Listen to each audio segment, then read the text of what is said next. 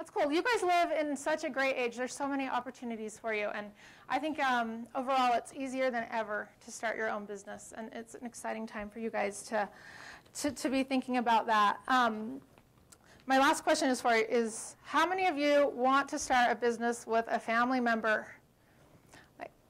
There's a few of you. That's good. Because when 10 years ago before we started, there's no way that I would have ever said that I was going to start a business with my sisters.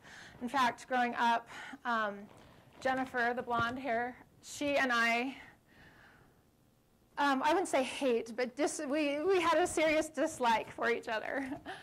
She's really athletic and sporty, and I'm not. So we never thought we would be friends, let alone business partners. So it's been kind of fun to grow up and be adults and become best friends with my sisters and also work together. So Colette is the oldest. She's in the middle, and then Jennifer, and then me. And this picture is from 7 years ago when we were starting. So we were all 7 years younger and maybe 7 years wiser, because I don't know, going into business, we've learned a lot, but we went in with maybe our eyes closed just a little bit, not knowing what it would take and what we were getting ourselves into.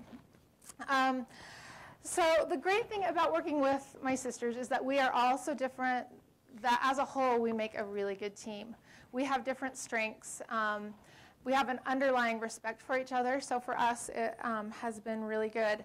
But Lime Ricki started, the idea of it started about 8 years ago, and for the first time as adults, all three of us were living in the same state. And we were getting together frequently. We were all mothers, and so we would get together and let our kids play and have lunch and do things that sisters sometimes do. And when we were together, we just had a really nice energy, and we started doing projects around each other's houses and craft projects, all those types of things. And we worked really well together, and we had so much fun, and we started saying, let's start a business.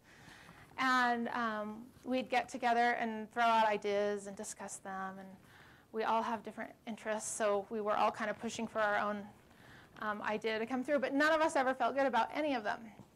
So as we talked to our husbands about it, they were really supportive, and they were like, you guys should go for it, to do it. And when nothing happened, my brother-in-law, Mark, finally said, okay, we're going to get serious, and we're going to meet once a month for dinner until we come up with a business concept that you're going to follow through on. So as couples, we would meet, and we'd have all these ideas, and a wide variety of businesses, and still nothing felt good to us. And summer came, and we stopped meeting, and we really stopped talking about it. And Colette and her 12-year-old daughter, Jasmine, went swimsuit shopping, and they had a really hard time finding a swimsuit that Jasmine thought was cute, that she didn't feel like looked like her mom, but that was also modest and fun. And so Colette came to us, and she's like, I have the idea. This is so great. And she's like, modest swimsuits. And Jen and I just kind of looked at each other, and we're like, okay, well, that sounds really interesting, and there's a real need for it, but we're not really interested in that, and I think that's something that you guys should do together.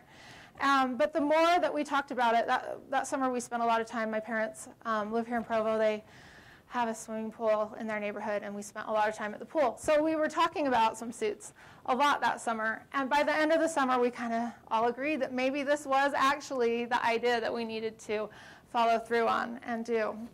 And so we were out at a baby shower or something with my mom, the three of us and our mom, and she said, okay, go for it. You guys need to make some rules and decide whether you're going to do it or not. And so that's the first thing.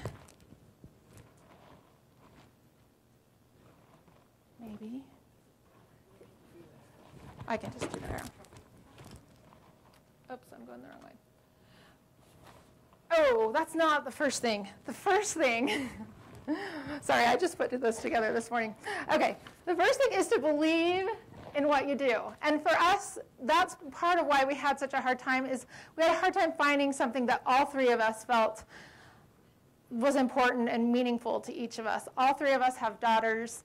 All three of us are women, and we have our own issues with swimsuit shopping. And so it became a meaningful project for us to take on. And so believe in what you do. I mean, it doesn't, whether it's something you are interested in or a cause that you believe in, that it's important to believe in what you do. So when we sat down, we stopped at the Olive Garden with my mom, and we laid the ground rules of what we wanted to do. Because we're sisters, we felt like that was the most important thing in the business, is that we maintain respect for each other. And so, the first one, and I didn't put them in there, but the first one was that we had to forgive and love each other no matter what, as sisters. We might disagree on the business, but as sisters, we forgive and we love each other. The second was that we always have to be honest and open with each other. If we didn't like something, we needed to be able to speak up, and that's why we needed to be able to forgive each other too, if we didn't agree. And then the third was that as a whole, all three of us had to agree on everything that we did, and so we couldn't move forward on things until we were comfortable as a whole. And so we've really maintained those rules through the 7 years since then. My next point is to get an education and keep on learning. I'll tell you, my qualifications for starting a swimsuit company were just about 0, other than wearing a swimsuit. I came to BYU. I studied here for 2 years, and I got married, and I transferred up to the University of Utah. And I was studying English, and then I moved into marketing.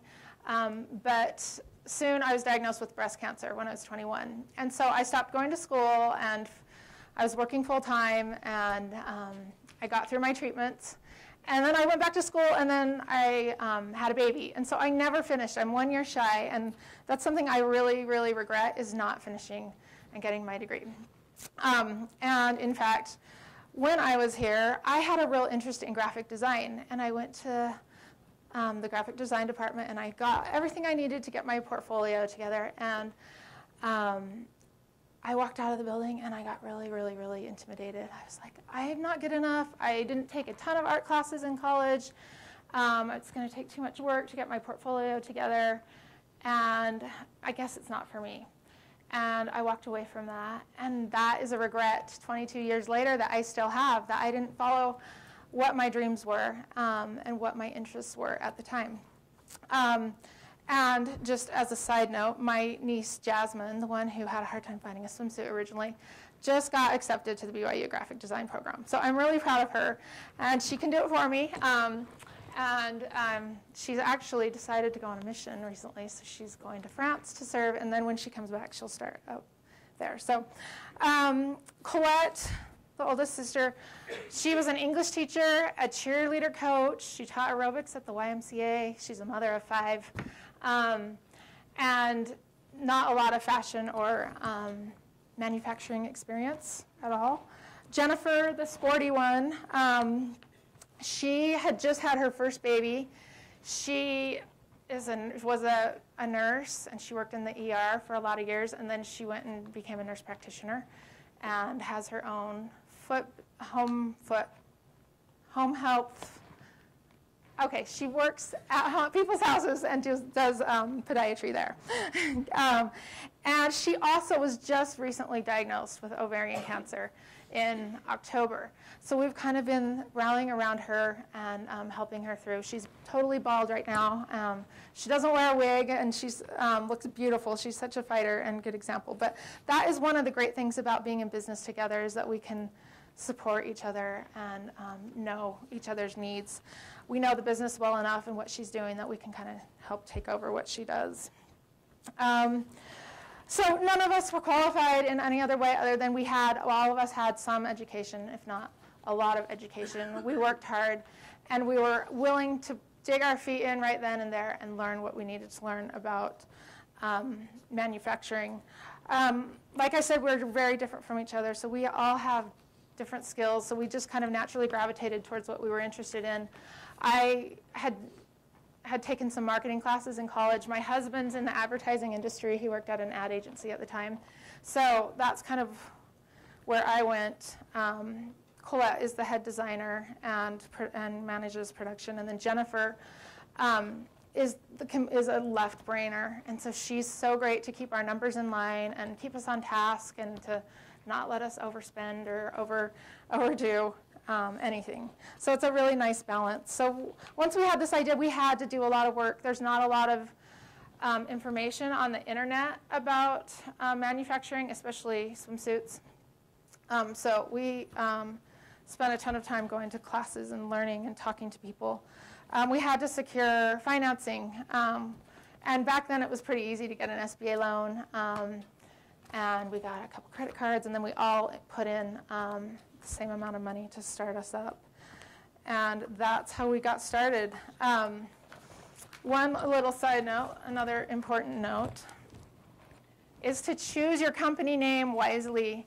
When we started, my parents had, not too long before that, returned from being mission presidents in France. And they had both served missions in France, and so we loved French things, and we were like, let's have a French name. And we came up with this name, Très Soleil, which doesn't really mean anything in French other than it has the word sun and very sun. It doesn't really make sense, but we thought it was so cute. And we got our business name, our business license with it. And then as we started talking about it, people were like, what? How does that relate to swimsuits? How do you say it? How do you spell it? And we realized we made a really big mistake in choosing our name. It was a big pain and hassle to change our name. We had to do a DBA for a while, and then finally a few years later we were able to change it when we incorporated. But think long and hard about it before you actually submit your papers and make it official. So we came up with Lime Ricki because it was kind of fun and youthful. We grew up going to Arctic Circle and having Lime Rickis in the summer, so that's just kind of where that came from. My next point is don't give up, you can do hard things. At the very beginning, there were a million things that got in the way that maybe at some points we should have listened to, but we're like, you just can't do this, or you're not going to make it work, or that there's no possible way that you can be successful at it. But we didn't give up, we didn't take no for an answer, and we were willing to do hard things. Now back then, we thought hard was like having to make phone calls to people and ask questions, and we'd sit in my den. Jennifer lived in Ogden, and Colette lives here in Provo, so we could meet at my house in Salt Lake in the middle, and we'd sit around in my den, and we'd take turns making phone calls and kind of like cheer each other on. We were cheerleaders for each other, but it was kind of intimidating when we would get told no or hit dead ends. But we didn't give up, and we learned to do hard things. There's a lot of things that we had to learn about manufacturing and finding a manufacturer. And despite this great technology age, when so much information is available to you, we had a very difficult time finding fabric supplies, finding a manufacturer. They just really haven't caught up. I mean, still today, we have to fax almost everything over to our suppliers and our manufacturers. Like, they just haven't really caught up. They do a little bit of email, but it's not, it's kind of, we feel like we're back in the Stone Age with them. So we had to learn a lot, and this is how we started. Colette would draw a sketch, and we'd all look at it, and we'd all put our inputs of the suits. And we'd take it over to her neighbor, who was a fantastic seamstress, and she would just sew like a prototype suit. And then we'd all try it on, and we'd figure out if the suit would work on our bodies and what we didn't like about it and what we wanted changed. So it took us about 5 months of going back and forth with these before we came up with like a line of 5 swimsuits. It was tricky. We had to learn that there's 2 or 3 different kinds of elastic in every swimsuit, and that there's 2 kinds of threads, and there's linings and bra pads and all sorts of things that we had to learn how to use. Swimsuit construction is really, really complicated. So I don't know how on earth we actually got a line out that first year, because we were real novices at it. We had to find a pattern maker. You have to get them graded into different sizes. And so we found someone who could do it, and she would print the patterns out on these ginormous pieces of drafting paper. And we'd take them to Colette's house, and we'd all sit on the family room floor and cut out patterns for hours and hours until we had all our patterns ready to go. And we found a manufacturer here in Provo, and we cranked out our first line. So I want to show you. This is our first line. And it's really silly. We didn't have the money to do a big professional photo shoot. And 7 years ago, there were not the photographers around like there are now. It was just hard. So My neighbor like takes pretty good pictures, and so she's like, I'll take them in my garage. So there's like, that was done in the garage, and it was pretty basic. This logo I designed in Microsoft Word because I didn't have any skills or programs to do it in. And we just kind of worked as hard as we could to make it all come together. We ended up making about 500 swimsuits that year in those styles right there. I think there were 5 or 6. And while they were in production, we had a neighbor help us make a website. And as soon as the suits were ready, we launched our website, and we're like, okay, we got to sell these swimsuits. Luckily, we had a few things that helped us get the word out. The first was that we just made an email, a cute email, and we sent it out to all our friends and family, and our parents were so great to send them out to every contact that they had in their address books. So the word started getting out, and we actually started getting orders just from sending the email. But my husband was in advertising, so he got us on like a couple news shows to do fashion shows and talk about the suits, and that helped. And we had a neighbor who writes for an online magazine, so she wrote about us and got us on, or got us some hits. And so we started selling suits. We couldn't believe it. And people started calling us and saying, well, I'm really kind of nervous about ordering online. How do your swimsuits fit? Can we come to your house and try them on? So then we ended up setting up these little shops in all of our basements where we had a stock of inventory, and people would call frequently and come try on suits. We also needed to set up like a warehouse shipping department. And originally Colette, she has 5 kids who could be good helpers. Some of them were teenagers at the time. So she was going to do it. But this is where being sisters comes in handy, because Jennifer and I started talking about it when Colette wasn't there one day, and we're like, she's creative, and she's not really like, deadlines aren't that important to her. And same with me. And I'm like, Jen, you need to do shipping. So she was kind enough to take the whole shipping department into her basement, and she fulfilled all of our orders for the first 3 years from her basement. We ended up hiring some help, but she kind of took that all on. We sold out of our 500 suits before the swimsuit season was over. So that was really exciting. We felt like we were big time. So we had to make 300 more suits, and we were able to get them out before the swimsuit season was over. But in order to do that, we had to switch manufacturers to LA. And so we just, on a leap of faith, took the patterns, mailed them to LA, and hoped that they would make the swimsuits and that they'd turn out great. Overall, they turned out good. But one of our suppliers, his name's David, he's been in the garment industry for about 40 years. And he is totally old school. And every Monday morning, he calls all of his clients and checks on them. And he doesn't email at all still. But he kept saying, when are you guys coming out? When am I going to meet you? When are you going to meet this new manufacturer? When are you coming? And we kept saying, well, we don't really have the budget to go to LA. We can't do it. And he's like, you need to come. You need to come. So finally, we hopped on a plane, and we learned what he was talking about when I tell you point number 6. And that is that relationships are absolutely everything. For us, face-to-face relationships have helped us grow in ways that we never, ever would have guessed. That first time going to LA, we sat down in this old school manufacturing plant.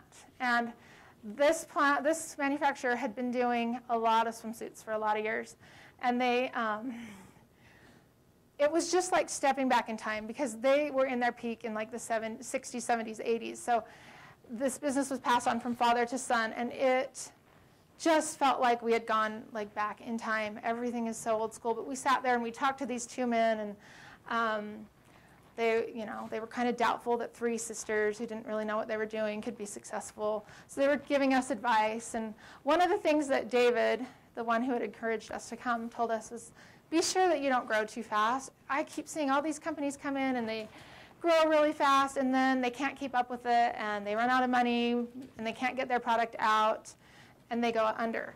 So be really careful. And that's something that I think that we wouldn't have learned if we didn't go there and meet them. And we started establishing a friendship with both of them that has benefited us for the entire time that we've known them.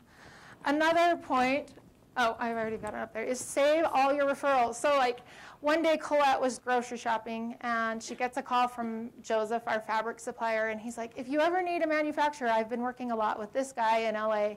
So she grabs her grocery list and writes it down, his name down. And it wasn't even a month later that we were looking for another manufacturer. And so that came in handy. But I can't tell you how many times someone's emailed us with information wanting to work for us or something, and that we've actually gone back and used that. So we save everything, every referral. We all keep a little notebook. I was going to show it to you. It's not very fancy, but we keep a notebook. We write every note from every meeting in it in our to-do list, and we keep track of everything. So we can easily go back and find things, and it's just like full of sticky notes and things. But that has helped us be able to go back and find people that have really helped us. Another point is don't burn your bridges. We've gone through 5 manufacturers in the 6 full seasons that we've had. But we have a good relationship with every single one of them, even if they really messed up with us, because we never know when we're going to have to go back and use them again. We were able to establish a relationship with another manufacturer in LA. His name was Neil, and he was another old school manufacturer. And most of these manufacturers in the US were booming in the 80s. And then as we started outsourcing to other countries, they lost their businesses. But they were making millions of dollars not that long ago, and now they've kind of are struggling to stay in business. But Neil, because we kept going to LA and meeting with him and talking with him, he kind of took us under his wing. And he was kind of like our dad, our second dad, and he would tell us secrets about the garment industry and about some of the things we were doing. He would say like, oh, Joseph, your fabric guy just charged another company that I'm working with $1 less per yard on your fabric.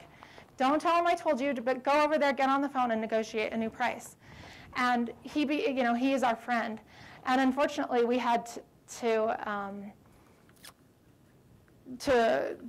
he couldn't keep up with our demand, so we had to leave him. But he was angry and upset that we left him because we had a good relationship. But he couldn't keep up, and we tried to mend the bridge and keep the relationship open. And it was a blessing to us because we actually had him doing another project for us this year. And if we would have, gotten defensive or upset, or if he wouldn't have been open to keeping us, to not burning that bridge, we kind of would have been in trouble. So as we grew, over the last few years, as we grew, we started getting customers asking for more than just women's swimsuits. We started getting people saying, well, I'm pregnant. Do you have a suit for me? Or what about my kids? Or what about my husband or my son? And so we were like, hey, things are going well. Our sales are good. We should branch out and do so much more. So the next year we developed a kids line. This was maybe 3 years ago, I think. We developed a kids line and a maternity line and a men's line. And we were so excited about it. And our sales were like ho-hum on them. We couldn't figure out why at first. And then we started realizing that we need to stick to our core group, our core customers that we have. And even though a few of them are saying, I want this, the majority of them weren't. And the price point to manufacture a suit in the US at the time for a little child was really expensive. So people didn't want to pay a high price when they could get it at Target for much cheaper. So, and the maternity line. So we met with my uncle, who's a marketing expert, and he said, why are you doing all this? And we're like, well, because people asked for it. And he said, well, I'm going to tell you a secret right now. And he said, stick to your niche. If you stick to your niche, you'll be rich. Well, we're not really rich, but we have found that we're more successful when we stick to our niche. We don't need to be everything to everyone. So we found that's true.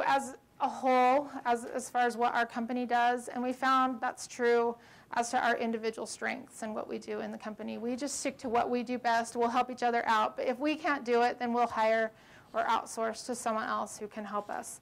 And that's been, I mean, at first we couldn't afford to do that. We had to do everything on our own, but learning to stick to what we do best and get help when we need it was really, really beneficial. So the first 3 years, we were out of Jennifer's basement and out of our houses. And finally, we got to a point where we can have another person come in and try on suits in our house, and we can keep up with the demand. Jennifer's basement was like, I want to say it was a 2,200 square foot basement. It was huge, and it was almost entirely full of Lime Ricki boxes everywhere. So she's like, it's time to get out. So we took a leap of faith. It was hard for us, but we opened a store and a warehouse in Salt Lake. It's been a real relief to have that. It's also been helpful to be able to hire people that can run our day-to-day operations, that do all our shipping and do our sales. And we actually hired about 2 years ago a head designer that's taken over the design. We still have a lot of input, but she has taken it over, and we have a creative director now who helped us streamline things like our logo, things like our website, all our advertisements. They were kind of hodgepodge. I really liked to scrapbook back in the day, so I just kind of thought everything kind of looked kind of scrapbooky. So now it's really nice to have everything clean and have a designer who has a clear vision and focus of what we want. We just hired last week someone to do all of our social media stuff for us, so we're excited to turn it over to her. Customer service, we now have people that can take our calls. We used to be driving carpool, and we'd have to pull over and answer a call, and we never knew if it was someone calling to make an appointment to try on a suit or to complain because their suit didn't arrive or whatever it was. We were doing it while we were raising our families and taking the calls, and so it's been a really nice shift to turn that over to some other people. Some of the things that we didn't really fully understand is manufacturing is really hard, especially clothing. And we were so proud to be made in the USA. That was a big thing for us. We were able to keep a couple factories in business. When Neil, our main guy, couldn't do everything, he started going to these little swimsuit factories and having them sew for us. And so we just felt like a real sense of accomplishment that we could have our suits made in the U.S. and that we could help other companies stay in business. So we were really sad when finally our demand was still too much for that. And so we went to China last year. Our last year's line was made in China. So we, of course, went to China before we went into production and saw everything and made sure everything was square. And we still had problems. China can be tricky. But when our suits arrived about 6 weeks late, just random suits in the batches started bleeding on customers, like really badly. But we couldn't predict, like most of them were, like 90%, 95% of them were good, but just random in about 5 styles were bleeding. And that was just like a public relations nightmare for people who said, like, I was swimming, I was actually telling someone how cute my suit, or someone was telling me how cute my suit was and asking me where I bought it, and I looked down and my swimsuit was bleeding in the water. That happened like maybe to 5 or 6 people, which feels like a disaster at the time. There's just always problems in manufacturing. There's problems with fabric. There's problems with sizing issues. A common practice in the industry is that if I order 25 smalls and 50 mediums, and it's really hard to judge that on their end, on the cutting part. I'll give them credit for that. But they'll just say they made 30 smalls instead of 25. They'll just take the small tag off and put mediums on them because I needed more mediums. Like that's just very, very common all across the board in all clothing manufacturing. We're like, do not do that on our suits, but it occasionally happens. So there's just always little things that are hard to deal with. Or this last year, we had a suit with like a big flower on it, and like we got hundreds of them without any flower on it. So it's just always one thing after another. We open a box and are just kind of discovering what could be wrong with these problems. So it keeps us on our toes. We used to get really like worried about it and think it was ruining our business, but as long as we try to always replace or keep our, like on the suits that we knew were bleeding, we just threw the whole batch away and stopped selling them because we don't want that out there. But we try not to panic or overreact when things go wrong. Another thing that's been tricky for us is a website. The first year we started, we had like a custom site, but it wasn't meant to be able to change out your product frequently. So the next year we started with Shopify. It's an e-commerce system. It's really great, but as our orders increased, it couldn't keep up with everything that we needed to do. So for the first 5 years, every year we had to get a new e-commerce system because we thought we anticipated our growth, and at the time we weren't. And so it gets really, really expensive. Do your research well. That's one area where we didn't, and it made for a lot of extra work for us to do that. We finally invested in a really big system that can manage our growth. Other challenges, just selling our suits. I mean, it's kind of every year a leap of faith to receive these, tens of thousands of swimsuits in boxes and hope that we can sell them all. Managing inventory is another tricky thing. We are about to open our second store, a store down here at the Riverwoods. We just signed a lease a couple weeks ago. So now it's going to be tricky to manage our inventory between the warehouse, the store, and the new shop down here. Funding is a huge challenge, and probably the cause of all the wrinkles on my face, because at the time that we started, it was pretty easy to get a loan. It was pretty easy to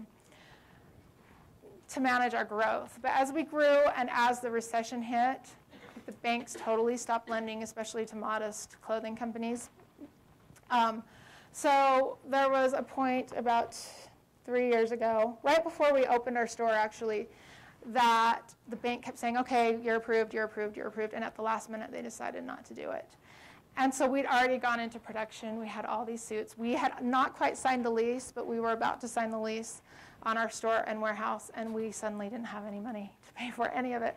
And I mean, we had some from what was left over, but to manage our growth, every year we had to get more and more money from the bank. And so it took every contact we know to go out and find people who would be willing to.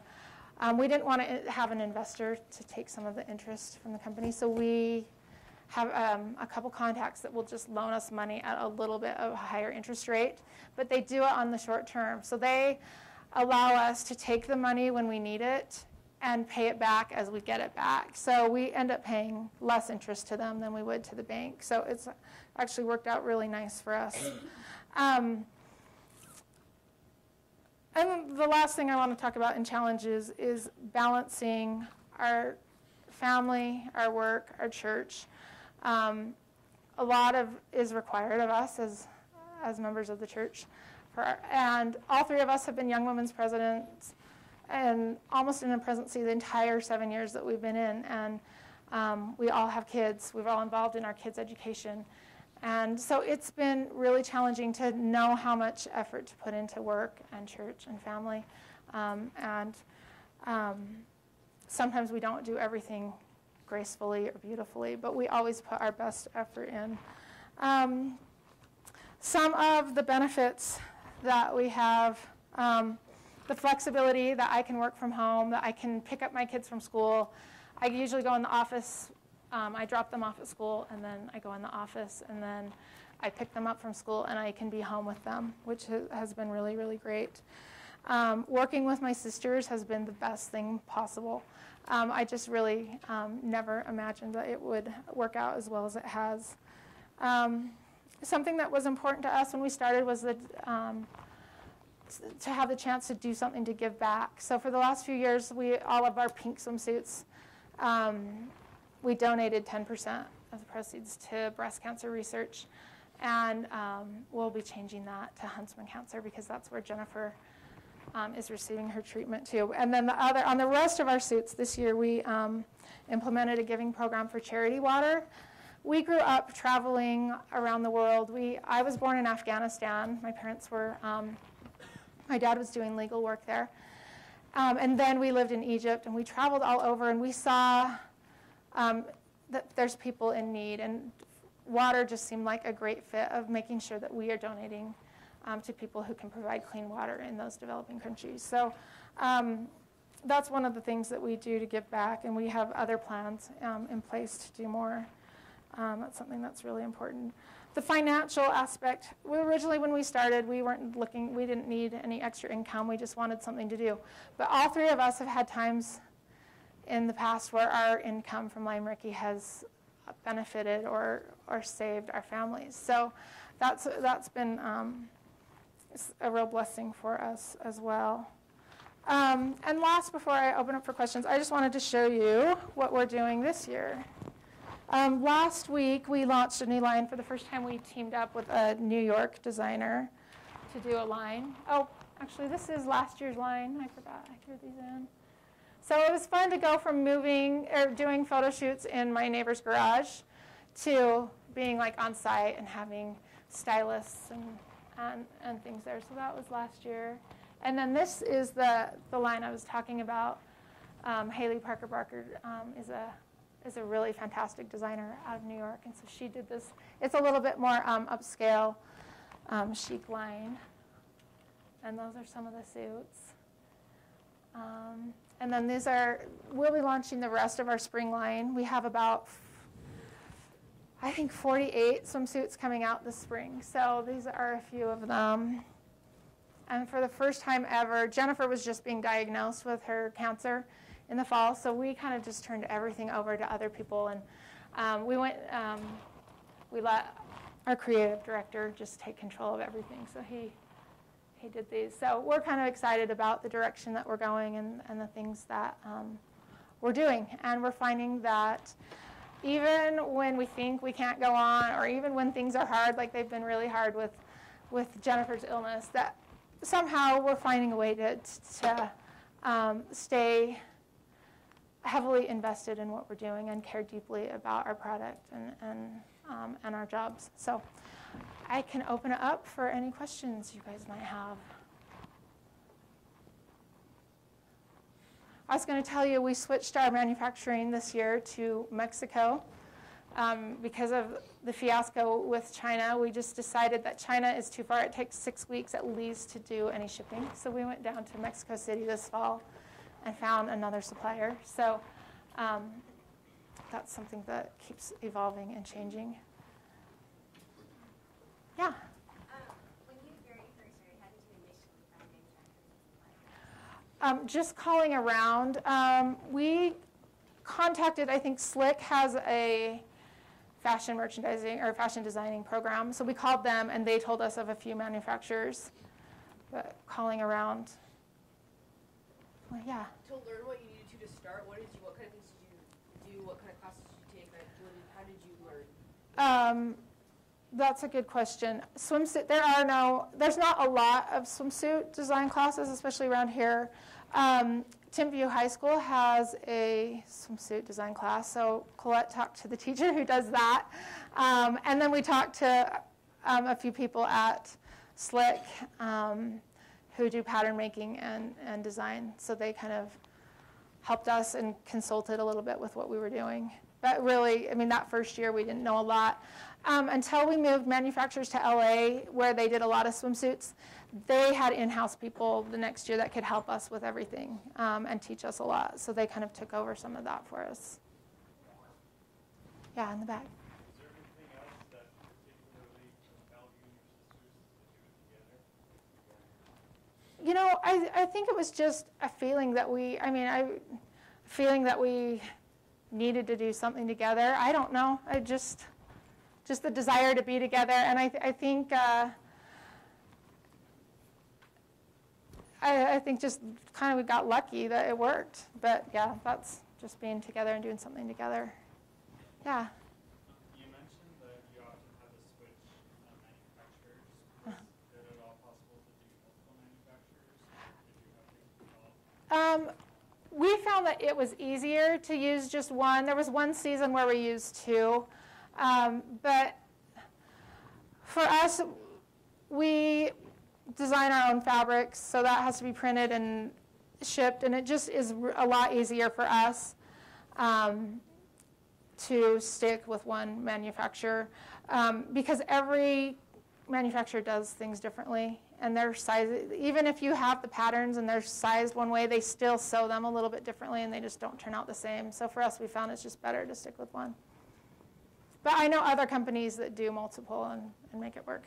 How do you think your this kind of a line or this kind of a thing like seasonal is different from? Is it easier than something that's something that you do year round? Mm-hmm. Is it like kind of give you a break? Yes and no. It's definitely nice when things are really busy. Our peak season is really April to the beginning of August, and that is the time when we are the least amount of busy as owners. So everyone's selling and doing their jobs, but we can kind of like in the summer, I work a half a day a week at the office, and that's it. The rest I can do from home, and I'm not like at my desk all day. So it's really nice to have that seasonality. But as soon as my kids go back to school, that's when we kick in high gear. We already have the line designed by May. The next year's line is designed by May. So we're just dealing with manufacturing and production. So, but the hard thing about that is that cash flow is really, really down in that time where we're trying to pay for our production. So we have to be really wise with our money. We try not to take out more loans than we need. We try to be really frugal so that when our sales aren't really high, we're not having a lot of other expenses and interest to pay. So, but it's the seasonality can make it really difficult. Like October and September, we still have we still have orders coming in, but it's nothing compared to what we normally have. So our cash flow is a little low. Okay, anything else? Yeah. How do you guys determine how much you each get paid? Do you just split it 3 ways, or do you kind of base it on who does what? Yeah, we don't let any of our employees get paid more than us. So kind of whoever we pay the most, we give ourselves a little bit more. And yeah, we Equal between the 3 of you? equal between the 3 of us. Yeah, we try to keep it manageable. Where our accountant kind of lets us know what we should be paying ourselves, and we trust them. We try not to take too much money out of the company, but we also want to, fairly compensate ourselves for the work we do. Okay, anything else? Yeah, Kim. You have the website and then the 2 locations. Do you also sell the line through other stores? Yeah, we do wholesale the line to a few companies. We try not to, but if we have someone that's really persistent, sometimes we will do wholesale. But it's not what we want to do. Our product we didn't price it well enough to do a lot of wholesale, so we try not to make it too much part of what we do. Although we're working with this company that we have in Mexico. They have a lot of contacts with international department stores, and they're trying to pitch our line to some international stores. So in that case, we would do, no problem with a big order, do a lot of wholesale, but otherwise we try to steer clear of it. Yeah. What led you to opening a new location? We have a relationship with Called to Surf down there. We used to design a line for them, and they've carried our swimsuits. And we just felt like Utah County would be a good place to go.